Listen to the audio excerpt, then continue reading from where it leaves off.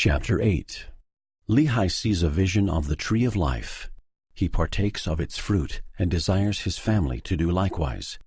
He sees a rod of iron, a straight and narrow path, and the mists of darkness that enshroud men. Sariah, Nephi, and Sam partake of the fruit, but Laman and Lemuel refuse. About 600 through 592 B.C. And it came to pass that we had gathered together all manner of seeds of every kind, both of grain of every kind, and also of the seeds of fruit of every kind. And it came to pass that while my father tarried in the wilderness, he spake unto us, saying, Behold, I have dreamed a dream, or in other words, I have seen a vision. And behold, because of the thing which I have seen, I have reason to rejoice in the Lord because of Nephi and also of Sam. For I have reason to suppose that they and also many of their seed will be saved. But behold, Laman and Lemuel, I fear exceedingly because of you. For behold, methought I saw in my dream a dark and dreary wilderness. And it came to pass that I saw a man, and he was dressed in a white robe, and he came and stood before me. And it came to pass that he spake unto me, and bade me follow him. And it came to pass that as I followed him, I beheld myself that I was in a dark and dreary waste. And after I had traveled for the space of many hours in darkness, I began to pray unto the Lord that he would have mercy on me, according to the multitude of his tender mercies. And it came to pass, after I had prayed unto the Lord, I beheld a large and spacious field. And it came to pass that I beheld a tree, whose fruit was desirable to make one happy. And it came to pass that I did go forth and partake of the fruit thereof, and I beheld that it was most sweet, above all that I ever before tasted. Yea, and I beheld that the fruit thereof was white, to exceed all the whiteness that I had ever seen. And as I partook of the fruit thereof, it filled my soul with exceedingly great joy. Wherefore I began to be desirous that my family should partake of it also, for I knew that it was desirable above all other fruit. And as I cast my eyes round about, that perhaps I might discover my family also, I beheld a river of water, and it ran along, and it was near the tree of which I was partaking the fruit. And I looked to behold from whence it came, and I saw the head thereof a little way off. And at the head thereof I beheld your mother Sariah, and Sam, and Nephi. And they stood as if they knew not whither they should go. And it came to pass that I beckoned unto them.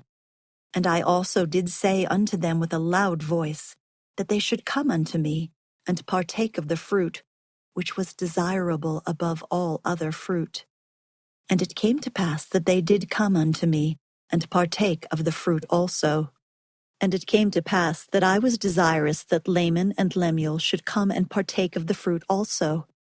Wherefore I cast mine eyes towards the head of the river, that perhaps I might see them. And it came to pass that I saw them. But they would not come unto me and partake of the fruit.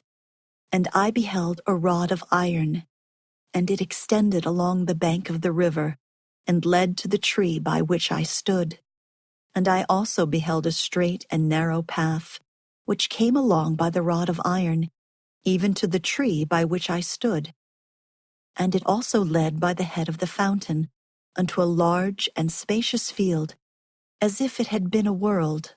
And I saw numberless concourses of people, many of whom were pressing forward, that they might obtain the path which led unto the tree by which I stood.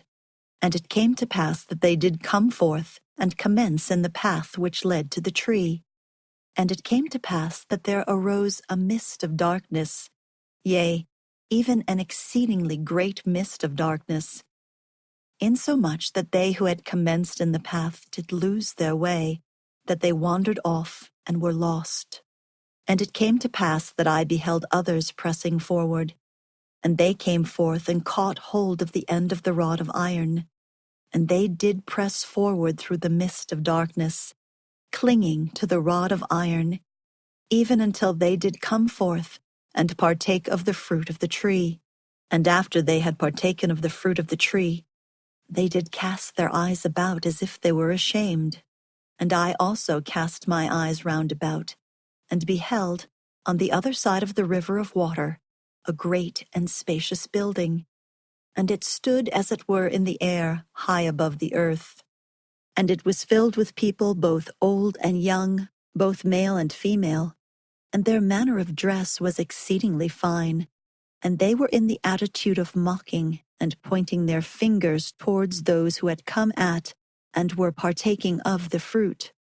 And after they had tasted of the fruit, they were ashamed because of those that were scoffing at them, and they fell away into forbidden paths and were lost.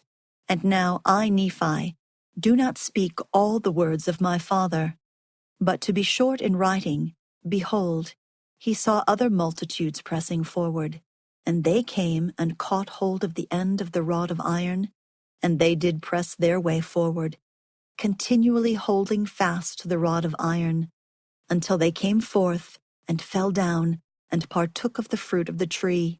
And he also saw other multitudes feeling their way towards that great and spacious building. And it came to pass that many were drowned in the depths of the fountain, and many were lost from his view, wandering in strange roads. And great was the multitude that did enter into that strange building. And after they did enter into that building, they did point the finger of scorn at me, and those that were partaking of the fruit also, but we heeded them not. These are the words of my father, for as many as heeded them had fallen away. And Laman and Lemuel partook not of the fruit, said my father. And it came to pass, after my father had spoken all the words of his dream or vision, which were many, he said unto us, because of these things which he saw in a vision, he exceedingly feared for Laman and Lemuel. Yea, he feared lest they should be cast off from the presence of the Lord. And he did exhort them then with all the feeling of a tender parent, that they would hearken to his words, that perhaps the Lord would be merciful to them, and not cast them off. Yea, my father did preach unto them. And after he had preached unto them, and also prophesied unto them of many things, he bade them to keep the commandments of the Lord, and he did cease